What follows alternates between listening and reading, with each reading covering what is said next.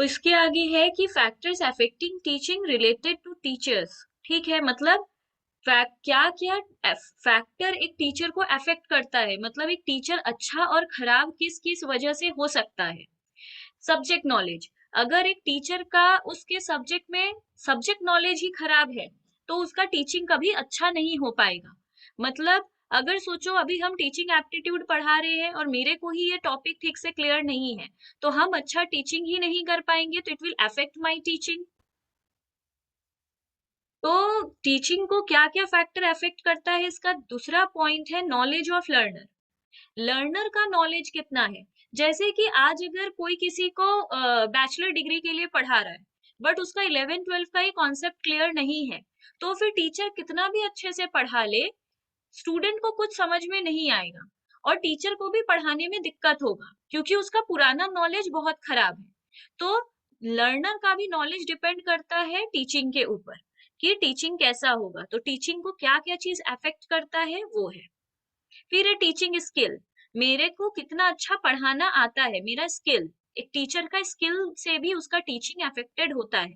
फिर friendliness and approachability, एक teacher अगर एकदम स्ट्रिक्ट होगा, फ्रेंडली, थोड़ा सा भी फ्रेंडली बिहेव नहीं करेगा तो स्टूडेंट्स को उसके साथ कोप अप करने में दिक्कत होता है। इसलिए एक फ्रेंडलीनेस होना चाहिए एक टीचर के अंदर। फिर फिफ्थ है personality and behaviour. Behaviour definitely teacher का बहुत मैटर करता है उसके टीचिंग में।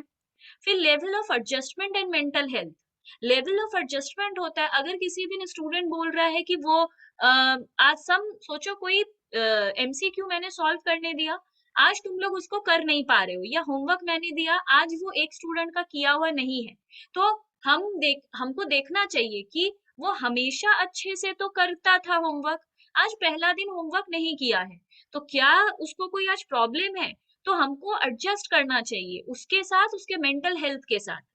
फिर डिसिप्लिन, डिसिप्लिन तो ऑब्वियसली हर प्रोफेशन में जरूरी है, डिसिप्लिन एक टीचर में भी होना चाहिए।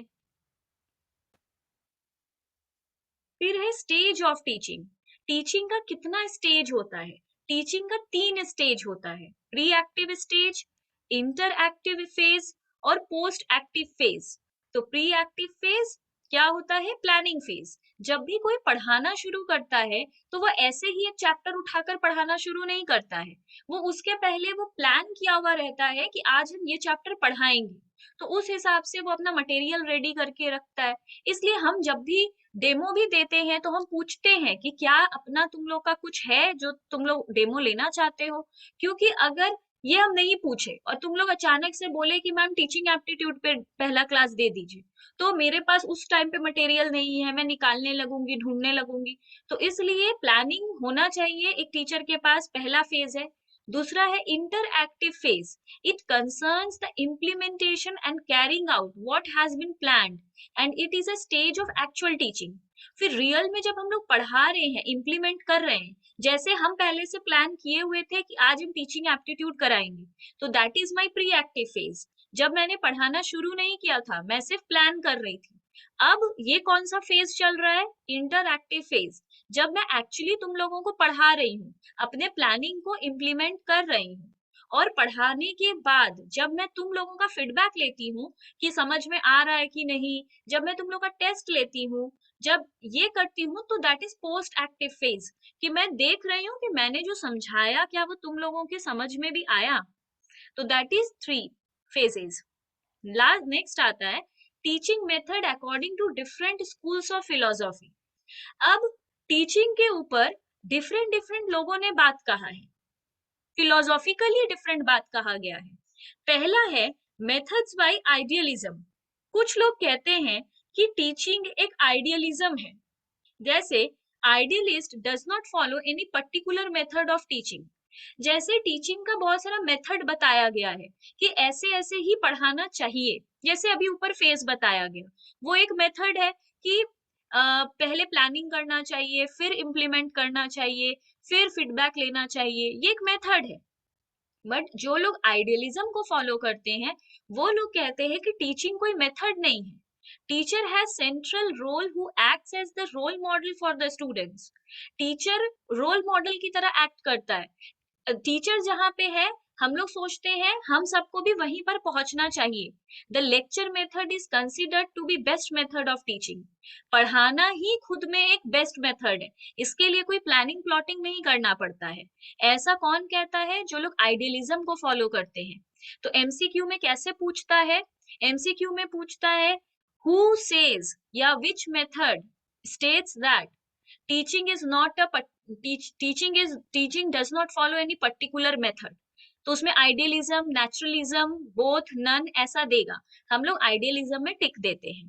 फिर बोलता है लेक्चर मेथड किस फिलोसॉफी को सपोर्ट करता है? लेक्चर मेथड आइडियलिज्म को सपोर्ट करता है। क्वेश्चन इस तरह से आएगा। फिर है naturalism. It is a revolt against the old and traditional system of education. Traditional system क्या था? जैसे हम लोग पढ़ते थे, पेपर पेन से स्कूल जाते थे। अभी कह सकते हैं न्यू मेथड क्या चल रहा है? लोग ऑनलाइन पढ़ रहे हैं। तो नेचुरलिज्म क्या है? जो ओल्ड और ट्रेडिशनल सिस्टम ऑफ एडुकेशन था वही नेचुरल सिस्टम था। It gives no importance to former schools as these becomes obstacle for the natural development of children. Basically यहाँ पे जिस ओल्ड और ट्रेडिशनल सिस्टम का बात कर रहा है वो हम लोग के टाइम का भी बात नहीं कर रहा है। वो बहुत पहले जब गुरु लोग से लोग पढ़ते थे, मतलब कोई स्कूल नहीं होता था, लोग गुरु से शिक्षा लेते थे। गुरु होते थे और सब ऐसे ही एक पेड़ के नीचे बैठ जाते थे और फिर एडुकेशन लेते थे। नेचुरलिज्म उस एडुकेशन को फॉलो करता है। प्रैग्मेटिक। प्रैग्मेटिक ये सब बहुत इंपॉर्टेंट एमसीक्यू है जो आता ही है। प्रैग्मेटिक क्या है? ये एक्टिविटी बेस्ड मेथड है। प्रैग्मेटिज्म कौन निकाला था? ये ग्रीक ओरिजिन से आया था। याद रहे प्रैग्मेटिज्म कहाँ का ओरिजिन है? ग्रीक का। It believes in actual living and does not believe in fixed value. Pragmatism means action. The essence of this method is learning through personal experience of the child. Pragmatist education means preparation for actual life. जैसे पहले के जमाने में लोग गुरु लोग सिखाते थे, मतलब कोई बुक लेकर वो लोग नहीं सिखाते थे, वो लोग रियल में एक्चुअली कुछ करते थे, टास्क देते थे और बोलते थे इसको करो।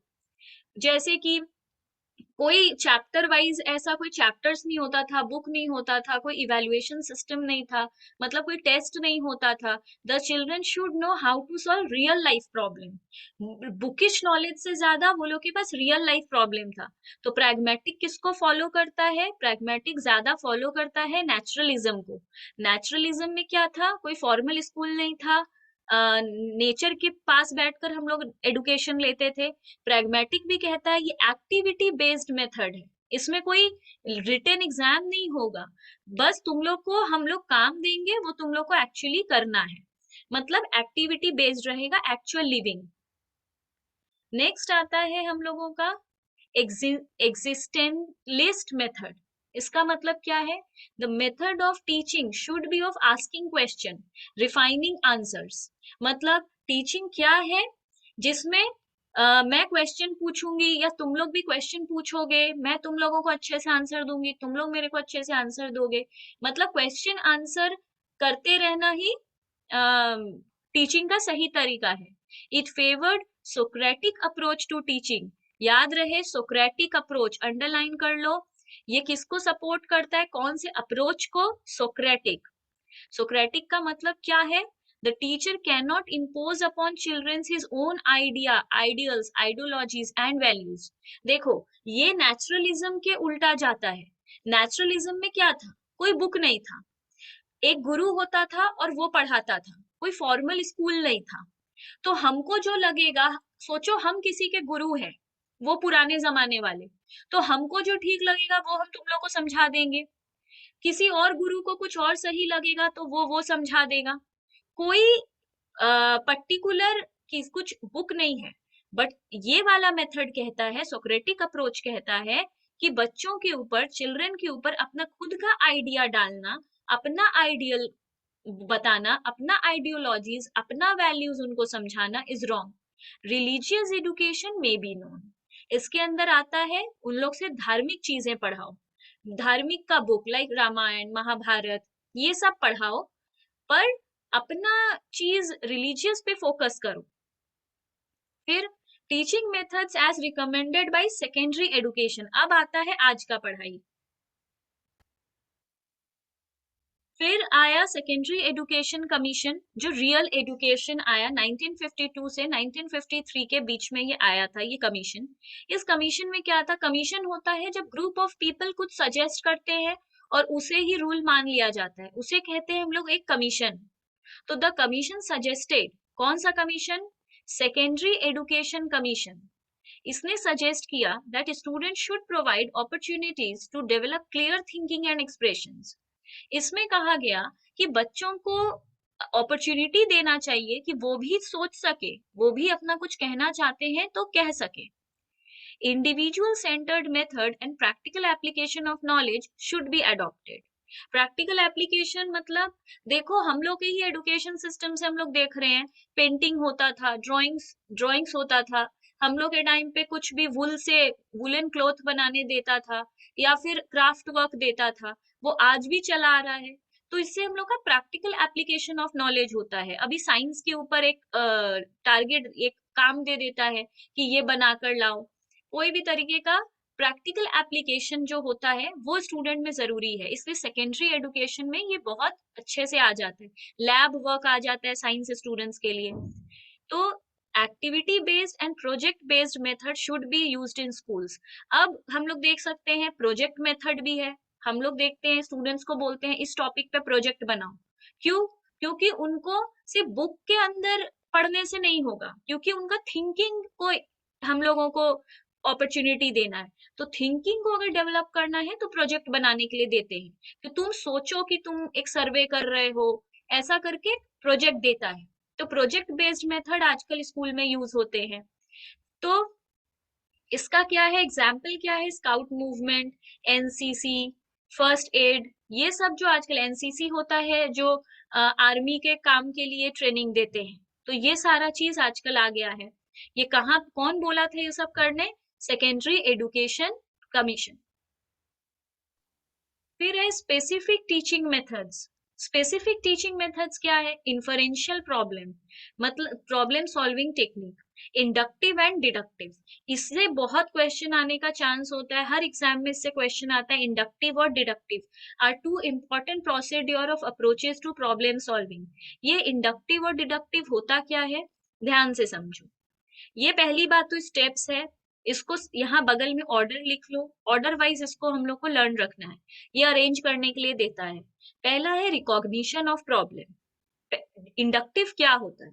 पहले अपना प्रॉब्लम आइडेंटिफाई करो कि तुमको प्रॉब्लम क्या है। जैसे सोचो हम लोग को अभी एक प्रोजेक्ट बनाना है, उसमें हम लोग प्रोजेक्ट बनाएंगे कि अभी प्रॉब्लम ये है कि हर जगह कोरोना फैला हुआ है। सर्चिंग फॉर डेटा, कितने लोग कोरोना से अफेक्टेड हुए हैं, ये हम लोग का डेटा है। ऑर्गेनाइजेशन ऑफ डेटा, अब हम लोग उसको सजा रहे हैं, ऑर्गेनाइज कर रहे हैं। फिर फ्रेमिंग सॉल्यूशन, फिर हम लोग उसका सॉल्यूशन निकाल रहे हैं। फिर एलिमिनेशन, मतलब जिस चीज का जरूरत नहीं था वो चीज हम लोग हटा दी। लास्ट में हम लोग वेरीफाई किए कि सही है या नहीं। तो इंडक्टिव क्या होता है? हम लोग प्रॉब्लम से सॉल्यूशन की तरफ मूव करते हैं, प्रॉब्लम से सॉल्यूशन की तरफ। इसमें क्या करते हैं? प्रॉब्लम रिकॉग्नाइज करते हैं, डेटा सर्च करते हैं, रिव्यू, फॉर्मुलेशन, देन वेरिफिकेशन। तो स्टेप देखो चेंज होता है। डिटेल में इंडक्टिव डिडक्टिव क्या है ये हम बाद में समझाएंगे, अभी फिलहाल स्टेप याद कर लो। ये एमसीक्यू के टाइम पे हम इंडक्टिव डिडक्टिव डिटेल में घुसेंगे। फिर है टीम टीचिंग। टीम टीचिंग क्या होता है? Cooperative teaching. टू और more teacher makes a plan of the subject. जब भी स्कूल में हम लोग देखते हैं कि क्लास 11 को पढ़ाने का बात हो रहा है, तो सारे सेक्शन के टीचर मिलकर सिलेबस डिसाइड करते हैं, सारे सेक्शन के टीचर मिलकर सोचते हैं कि फर्स्ट टर्म में कितना चैप्टर्स आएगा, सेकेंड टर्म में कितना चैप्टर्स आएगा। कभी ये एक टीचर अकेला नहीं सोचता है। तो टीचिंग हमेशा टीम टीचिंग होना चाहिए। माइक्रो टीचिंग क्या है? माइक्रो टीचिंग है, it is an innovative teaching technique. ये आजकल फॉलो हो रहा है, एकदम न्यू टेक्निक है। It is a new development in the field of teaching. Micro teaching was first coined by, ये नाम याद कर लो, Dwight Allen of Stanford University 1963। ये किसने निकाला था? इसने निकाला था। याद रहे, माइक्रो टीचिंग न्यू टीचिंग का मेथड है। माइक्रो टीचिंग फर्स्ट कॉइन किया था, मतलब निकाला था, ड्वाइट एलन ने। ये स्टैनफोर्ड यूनिवर्सिटी से थे। 1963 में इन्होंने ये वाले कॉन्सेप्ट को निकाला। ये कॉन्सेप्ट माइक्रो टीचिंग में क्या है? माइक्रो टीचिंग टीचर्स के लिए है। टीचर्स को कैसे पढ़ा, आजकल निकला है टीचर्स ट्रेनिंग। टीचर्स ट्रेनिंग कहाँ से आया? माइक्रो टीचिंग से।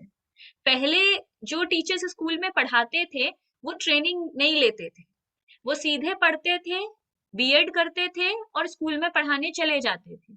अभी हर जन को बीएड कर रहा है, फिर भी उसको टीचर्स ट्रेनिंग लेना पड़ता है। तो टीचर्स ट्रेनिंग क्यों लेना पड़ता है? अच्छा, ये पढ़ाई हम लोग बड़े कॉलेज के स्टूडेंट्स के लिए नहीं पढ़ रहे हैं, हम लोग सेकेंडरी के लिए पढ़ रहे हैं। बच्चे से लेके स्कूल, ये हम लोग स्कूल एजुकेशन को पढ़ रहे हैं। यहाँ पे टीचिंग और लर्निंग मोस्टली मतलब क्लास 12 तक के एजुकेशन के लिए है। हायर स्टडी को हम लोग यहाँ पे डिस्कस अभी नहीं कर रहे हैं। Micro teaching is applicable till higher secondary, not for college. तो जब हम लोग बच्चों को पढ़ाते हैं तो एक टीचर्स ट्रेनिंग होता है। It focus on developing teaching skill. वहां पे एक्चुअली में पूरा क्लास रहे ऐसा जरूरी नहीं है। 5 to 10 बच्चों को लेकर हम लोग बोलते हैं अब इन लोग को कुछ पढ़ाओ, तो it reduces the class size in 5 to 10 students. Topic के साइज को भी रिड्यूस कर देते हैं जब टीचर्स ट्रेनिंग होता है तब।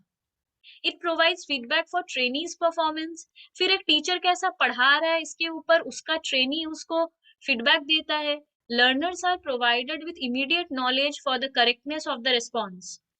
अगर लर्नर को कुछ भी गलत बता दिया है टीचिंग ट्रेनिंग के मतलब सोचो मेरा टीचर्स ट्रेनिंग हो रहा है, हम अभी गलती से कुछ गलत बता दिए तो इमीडिएटली ही लर्नर को बता दिया जाता है कि ये चीज गलत पढ़ाया गया है। ये है micro teaching. Micro teaching is for teachers. Steps in micro teaching. Steps अच्छे से लर्न कर लेना। Defining the skill. पहले मेरे को मेरा स्किल डिफाइन करना होगा, मतलब हम क्या पढ़ा सकते हैं। मेरा स्किल क्या है? सोचो मेरा स्किल है फिनेंस, तो हमको बताना होगा मेरा स्किल है फिनेंस। फिर डेमोन्स्ट्रेटिंग। फिर वो बोलेगा ठीक है आप फिनेंस में कुछ पढ़ा के दिखाइए, हम डेमोन्स्ट्रेट करेंगे, मतलब डेमो देंगे। Planning the lesson. फिर हम लेसन प्लान करेंगे, फिर उसको पढ़ाएंगे। डेमोन्स्ट्रेटिंग द स्किल मतलब पहले हमको बता, पहले ही हम मतलब पढ़ाने नहीं चले जाएंगे, पहले मेरे को प्रूफ, इंटरव्यू कह सकते हैं, अगर सिंपल लैंग्वेज में बोले तो ये इंटरव्यू है। जैसे कि अगर हम तुम लोग को कॉल करते हैं तो हम पहले बताते हैं कि हम सिर्फ ये पढ़ा सकते हैं, जैसे हम बोल देते हैं हम सिर्फ पेपर 1 पढ़ा सकते हैं, तो हम अपना स्किल डिफाइन कर दिए।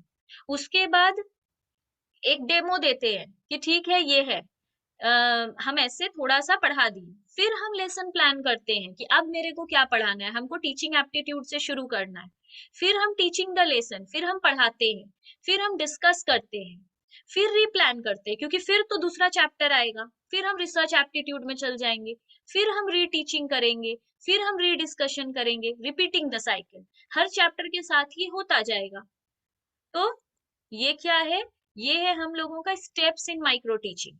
माइक्रो टीचिंग में भी हम लोग सेम करते हैं क्योंकि ट्रेनिंग ले रहे हैं, ओरिजिनली पढ़ा के देख रहे हैं। फिर होता है क्वेश्चन आंसर टेक्निक।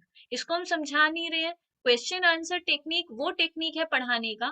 कुछ टीचर्स कैसे पढ़ाते हैं, बीच बीच में ही सवाल करते हैं, थोड़ा सा समझाते हैं, फिर क्वेश्चन करते हैं, ये देखने के लिए कि सब कोई उनका बात ठीक से सुन रहा है कि नहीं। फिर वो थोड़ा सा पढ़ाते हैं, फिर क्वेश्चन करते हैं, तो इसको कहते हैं क्वेश्चन आंसर टेक्निक। ये भी एक पढ़ाने का तरीका है, कुछ टीचर्स ये वाला टेक्निक फॉलो करते हैं। फिर है टीचिंग मेथड को हम क्लियरली फोकस्ड ग्रुप में कैसे होता है। Teaching method for focused group. Focused group मतलब जब हम लोग ग्रुप में किसी को पढ़ाते हैं तो टीचिंग मेथड कैसा होता है। 3 तरीके का स्ट्रैटेजी होता है, मतलब हर टीचर एक तरह से नहीं पढ़ाता है। 3 तरीके का पढ़ाने का तरीका होता है। मेथड मीन्स तरीका, way. Teacher focused strategy, mix strategy, student focused strategy. 3 तरीके का स्ट्रैटेजी है, किसके लिए? फोकस्ड ग्रुप के लिए। टीचर्स फोकस स्ट्रैटेजी में टीचर सिर्फ अपना लेक्चर देता रहता है, स्टूडेंट को समझ में आ रहा है नहीं आ रहा है उससे टीचर का कोई लेना देना नहीं है। टीचर अपना पढ़ाता जा रहा है, ये बहुत सारे टीचर्स ये वाला तरीका फॉलो करते हैं, वो अपना आते हैं, पढ़ाते हैं, चले जाते हैं। मिक्स स्ट्रैटेजी होता है ग्रुप डिस्कशन, थोड़ा सा पढ़ाते हैं, उसके बाद बोलते हैं तुम लोग आपस में ये होमवर्क करके रखना, किसी को कुछ नहीं समझ में आए तो एक दूसरे से पूछना, और करके सोचो अभी हम तुम लोग को एमसीक्यू दिए, एमसीक्यू हम तुम लोग को दिए और बोले आंसर हो जाए तो एक दूसरे को भेजना, एक दूसरे से आंसर चेक करवा लेना, कुछ नहीं समझ में आए तो तुमको टू नहीं समझ में आए तो उससे पूछ लेना, उसको जो नहीं समझ में आ रहा है तुमसे पूछ लेना, आपस में डिस्कस कर लो। कुछ टीचर्स ट्यूटोरियल्स देते हैं, पूरा ही पढ़ा देते हैं और एमसीक्यू भी सॉल्व करवा देते हैं। कुछ टीचर्स ऐसे पढ़ाते हैं ट्यूटोरियल्स, पूरा ट्यूशन जैसा। फिर जो टीम टीचिंग अभी हम समझाए, जब दो तीन टीचर मिलकर प्लान करते हैं कि क्या पढ़ाना है, कैसे पढ़ाना है, ये टीचर फोकस्ड है। इसमें सेमिनार होता है, स्टूडेंट से भी पूछते हैं कि देखते हैं कि सब कुछ डिस्कशन, सेमिनार कह सकते हैं मीटिंग जैसा, जिसमें सभी कोई अपना एडवाइस दे रहा है। असाइनमेंट, असाइनमेंट क्या होता है, टीचर काम दे देता है और प्रोजेक्ट वर्क जैसा, तो असाइनमेंट और प्रोजेक्ट वर्क एक ही चीज है, लगभग लगभग हम लोग असाइनमेंट भी वही होता है। फिर है यहाँ पर टीवी और video presentation. Teachers strategy method में वो लोग एक वीडियो प्रेजेंट करके पढ़ाते हैं, आजकल डीपीएस में या फिर जेवीएस में, भवानीपुर में ये वीडियो प्रेजेंटेशन करके पढ़ाई होता है, हम लोग का भी वैसे ही हुआ भवानीपुर में। बट ये है पैनल डिस्कशन, मिक्स स्ट्रैटेजी में पैनल डिस्कशन होता है, बहुत लोग साथ में 10-10 लोगों का ग्रुप बना दिया जाता है और बोलते हैं डिस्कस करके इस काम को करो। और प्रोजेक्ट वर्क इंडिविजुअल, तुमको हम प्रोजेक्ट वर्क दिए, तुम अपना की, वो अपना की, सब अपना अपना प्रोजेक्ट वर्क करता है। तो सिंपली टीचर्स फोकस्ड में क्या होता है, अगर सिंपल बात में बोले तो teacher focus strategy is all about teacher, teacher अपना पढ़ा रहा है, अपना टीम टीचिंग करके प्लानिंग कर रहा है, अपना टीवी से या वीडियो प्रेजेंटेशन से पढ़ा रहा है, मीन्स इसमें सिर्फ टीचर का फोकस्ड है, टीचर का आराम है। मिक्स्ड स्ट्रैटेजी में टीचर का भी आराम है, बच्चों का भी आराम है, क्यों, क्योंकि दोनों डिस्कस करके कर रहे हैं, टीचर का भी ठीक है। स्टूडेंट फोकस्ड में पूरा प्रेशर टीचर के ऊपर होता है, सारा काम टीचर के ऊपर होता है, प्रोजेक्ट बना रहा है बच्चा, पूरा गाइड करना पड़ेगा, असाइनमेंट बना रहा है, पूरा गाइड करना होगा, ट्यूटोरियल मतलब पूरा स्पून फीडिंग कर रहा है, ट्यूशन जैसा पढ़ा रहा है। तो this is 3 types of strategy. फिर है टीचिंग मेथड, यहां से बहुत क्वेश्चन आएगा, it refers to general principle, pedagogy and management strategy used for classroom instruction. तो इसमें क्या है मेन चीज, टीचिंग मेथड के अंदर क्या आता है, टीचिंग मेथड का डेफिनेशन ये है कि जो जनरल प्रिंसिपल है, मैनेजमेंट स्ट्रेटेजी है, जो हम लोग क्लासरूम में पढ़ाने के लिए यूज करते हैं, सिंपली टीचिंग मेथड वही है जो हम लोग पढ़ाने के लिए क्लासरूम इंस्ट्रक्शन के लिए यूज करते हैं। टीचिंग स्टाइल क्या है, it refers to teaching strategies and methods including the use of some kind of rhetoric, rhetoric का मतलब होता है art of speaking and writing. देखो, टीचिंग मेथड और टीचिंग स्टाइल दो अलग चीज है। टीचिंग मेथड होता है कि हम किस मेथड को फॉलो करके पढ़ाना चाहते हैं, मतलब अभी जो हम पढ़ाएं, teacher centred, teacher focused strategy, mixed strategy, student strategy, मेरा मेथड कौन सा है। बट स्टाइल क्या होता है कि हम किस तरह से पढ़ाते हैं, मतलब हम किस तरह से बोलते हैं, हम किस तरीके से लिखते हैं, पहले नोट्स देते हैं फिर पढ़ाते हैं, this is the this is teaching style. पर टीचिंग मेथड क्या है, टीचिंग मेथड है मेरा स्टूडेंट फोकस्ड मेथड, मेथड मेरा वो है, स्ट्रैटेजी मेरा वो है। तो पहले ये डिफरेंस है। अब a set of teaching tactics, ये वर्ड कौन बोलता है, गैल्टन एट ऑल 1980 में, याद रहे, a set of teaching tactics, ये सब मैच द फॉलोइंग में पूछा हुआ है पहले। फिर सीडेन टॉप 1991 में ये वाला डेफिनेशन दिया है। तो बेसिकली ये डेफिनेशंस अपने को लर्न रखना है, वो मैच के फॉर्म में देता है। और एंथनी ग्राशा ने 1996 में ही identify potential 5 approaches of classroom teachers. 5 approach है। पहला, expert possesses knowledge that student needs, मतलब एंथनी क्या बोले थे? एंथनी बोले थे क्लासरूम टीचर्स का 5 अप्रोच होता है। अप्रोच मतलब एक एक्सपर्ट होना चाहिए, एक्सपर्ट जो नॉलेज रखता है, जैसे सब्जेक्ट का नॉलेज है उसको। अगर आज मैं टीचिंग एप्टीट्यूड पढ़ा रही हूँ तो मुझे सब्जेक्ट का नॉलेज है, तो जो स्टूडेंट को चाहिए वो नॉलेज है, तो एक एक्सपर्ट चाहिए। फिर फॉर्मल अथॉरिटी मतलब एक क्लासरूम टीचर के लिए 5 चीज होना जरूरी है।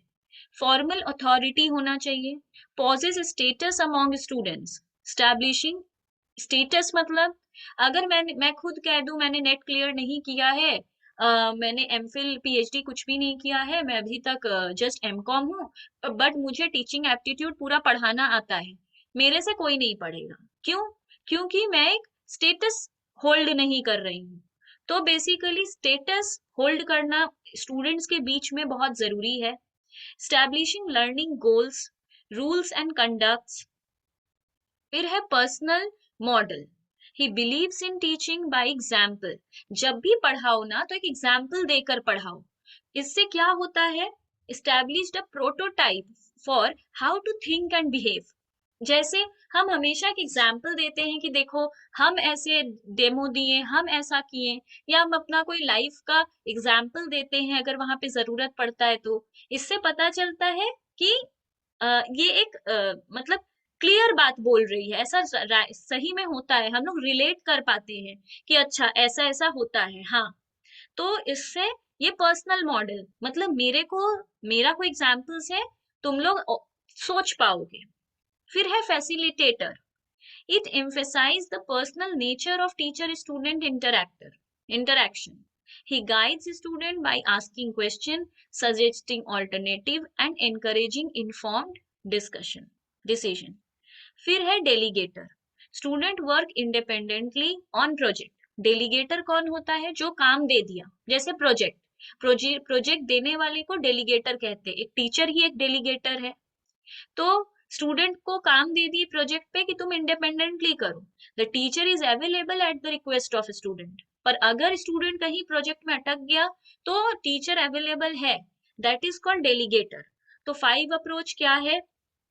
एक क्लासरूम टीचिंग के टाइम एक टीचर को एक्सपर्ट होना होगा कि उसके पास सब्जेक्ट नॉलेज हो, फॉर्मल अथॉरिटी होना होगा मतलब स्टेटस होना चाहिए कि उसने खुद ये पढ़ा है।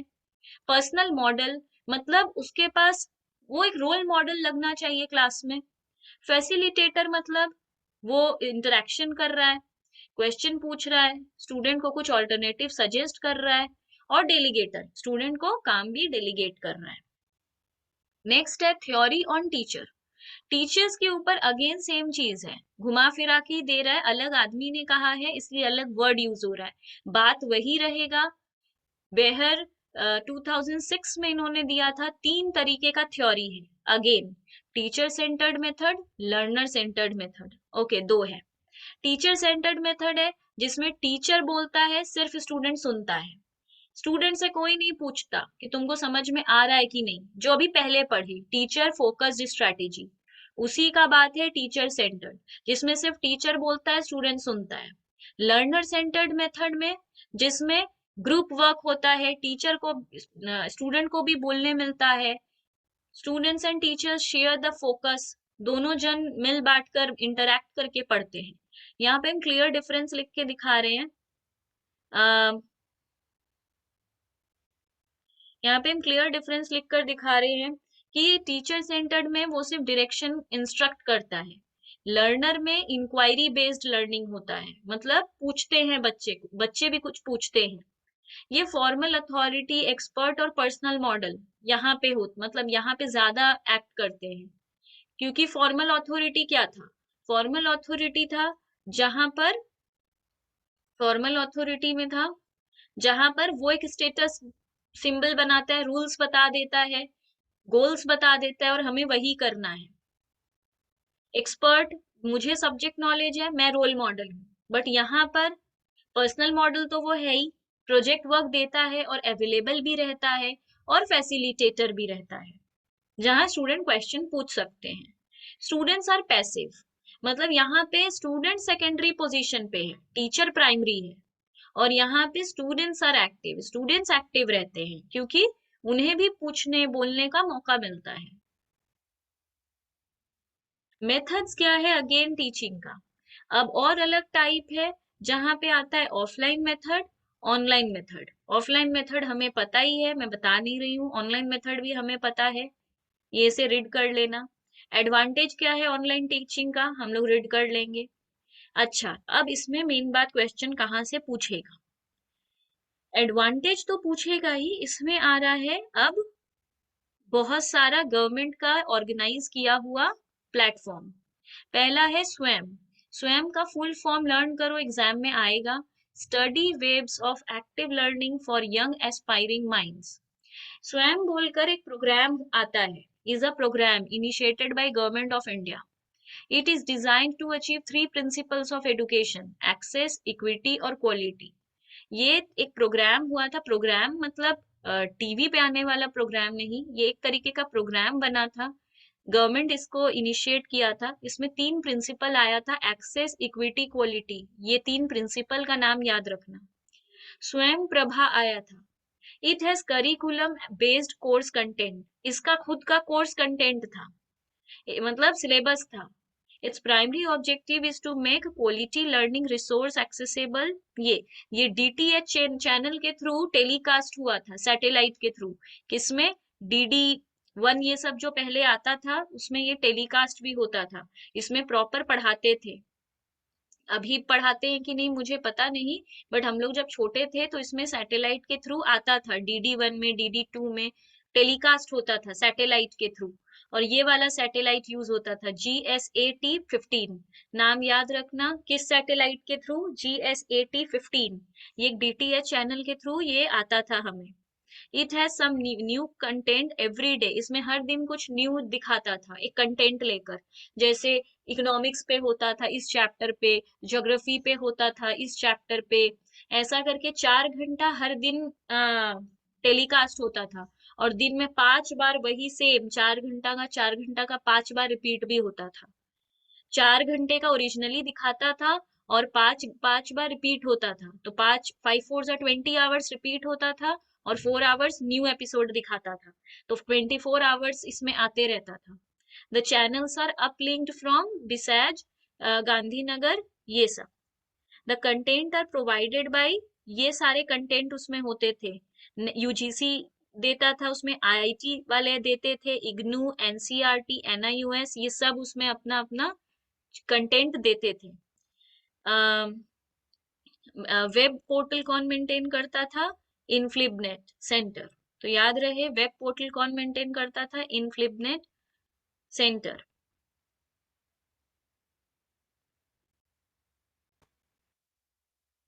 फिर प्रोफेसर डेल, ये फेमस थे प्रोफेसर डेल से 1959 में। इन्होंने कोन ऑफ एक्सपीरियंस थ्योरी दिया था, cone of experience, cone of experience professor Dale ने दिया था 1959 में।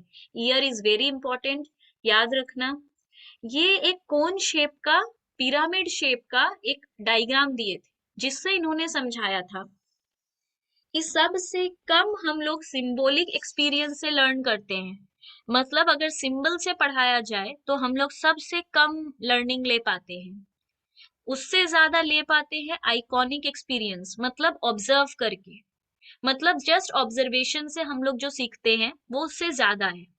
और direct purposeful experience, learning by doing, कोई भी चीज अगर हम लोग के साथ हम लोग खुद करते हैं ना, तभी सबसे ज्यादा सीखते हैं। मतलब सबसे ज्यादा अच्छा लर्निंग कब मिलता है? जब हम लोग खुद उस काम को करते हैं। जैसे ऑफिस में क्या करना है, ये अगर हम लोग ऑफिस में असली में कर रहे हैं तब ज्यादा अच्छा समझ में आता है। पर हम लोग को अगर बैठा दिया और बोला तुम देखो सब कैसे काम करता है, तो हम लोग को उससे कम समझ में आएगा।